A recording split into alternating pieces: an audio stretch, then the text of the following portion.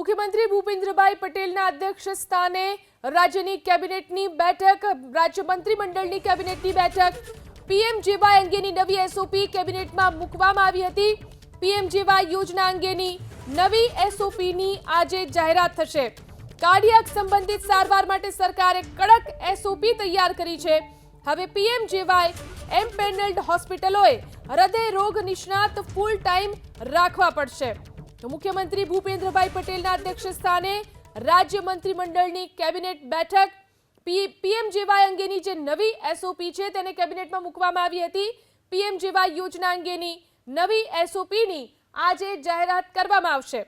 Cardiac સંબંધિત સારવાર માટે સરકારે કડક એસઓપી તૈયાર કરી લીધી છે।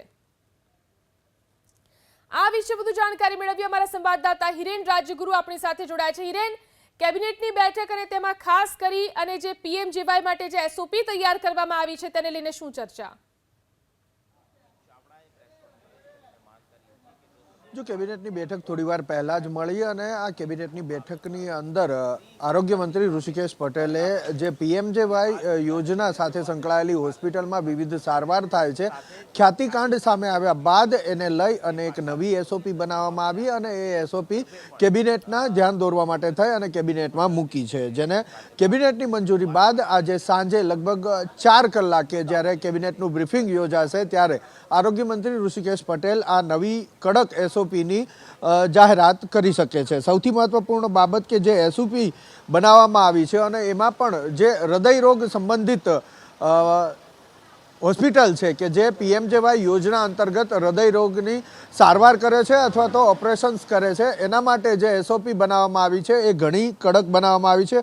અત્યાર સુધી એવું હતું કે પીએમજેવાય યોજના સાથે સંકળાયેલી 3 કાર્ડિયાક હોસ્પિટલમાં એક ડૉક્ટર એ સેવા આપતા હતા, એટલે કે 3 હોસ્પિટલ વચ્ચે એક ડૉક્ટર સેવા આપી શકતા હતા। નવી જે સૂચિત એસઓપી બનાવવામાં આવી છે તેની અંદર હવે હોસ્પિટલની અંદર પૂર્ણકાલીન એટલે કે ફૂલ ટાઈમ કાર્ડિયાક ડૉક્ટર હોવા એ કમ્પલસરી એટલે કે ફરજિયાત કરવામાં આવ્યું છે। તેની સાથે જ હવે જે અગાઉ 3 હોસ્પિટલમાં સારવાર આપતા હતા તેવું નહીં થાય અને એક જ હોસ્પિટલની અંદર ફૂલ ટાઈમ કાર્ડિયાક રાખવા પડશે, એ નવી એસઓપી છે। બીજું, ઇમરજન્સીના કિસ્સામાં માત્ર ને માત્ર એન્જિયોપ્લાસ્ટીની મંજૂરી આપવામાં આવશે, સર્જરીની મંજૂરી ઇમરજન્સીના કેસમાં નહીં આપવામાં આવે। સૂચિત એસઓપીની અંદર આ એક કડક નિયમ પણ રાખવામાં આવ્યો છે। આ ઉપરાંત હોસ્પિટલની અંદર કાર્ડિયાક ઓપરેશન થિયેટર ફરજિયાતપણે હોવું જોઈએ। હૃદય રોગની સારવાર આપતી હોસ્પિટલમાં ઓછામાં ઓછા 2 વેન્ટિલેટર સાથે આઈસીસીયુ અથવા તો એમઆઈસીયુ અથવા આઈસીયુ હોવા જોઈએ અને એ પણ સેન્ટ્રલાઇઝ ઓક્સિજન સપ્લાય સાથેની સિસ્ટમ સાથેના હોવા જોઈએ। આ રીતની એસઓપી બનાવવામાં આવી છે। સાથે જ આ નવી એસઓપીની અંદર એ પણ લખવામાં આવ્યું છે કે જે એન્જિયોગ્રાફી અને એન્જિયોપ્લાસ્ટી કરવામાં આવશે તેની સીડી દર્દીના સગાઓને તો આપવાની હોય જ છે, પરંતુ હવેથી આરોગ્ય વિભાગને પણ આ સીડી જમા કરાવવી પડશે, એટલે આરોગ્ય વિભાગમાં પણ આ સીડી આપવી પડશે।